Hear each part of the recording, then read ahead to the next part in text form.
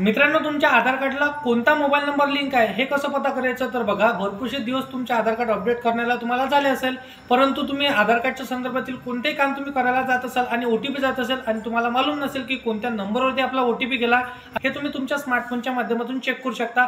Check कसं करायचं step by step अगदी सोप्या पद्धतीने मी तुम्हाला सांगणार आहे. तर चला या मोबाईलच्या स्क्रीनवरती गुगल क्रोमला ओपन करायचं आहे. UIDAI हे तुम्हाला सर्च करायचं आहे. फर्स्ट लिंक यावरती क्लिक करायचं आहे. लँग्वेज सिलेक्ट करायची आहे. त्यानंतर तुम्हाला खाली स्क्रॉल करायचं आहे. बघा, चेक आधार व्हॅलिडिटी यावरती टिक करायचं आहे. बघा, इथे तुम्हाला आधार नंबर टाकायचा आहे आणि बरोबर तुम्हाला इथे कॅप्चा फिलअप करून घ्यायचा आहे. त्यानंतर प्रोसेड यावरती टिक करायचं आहे.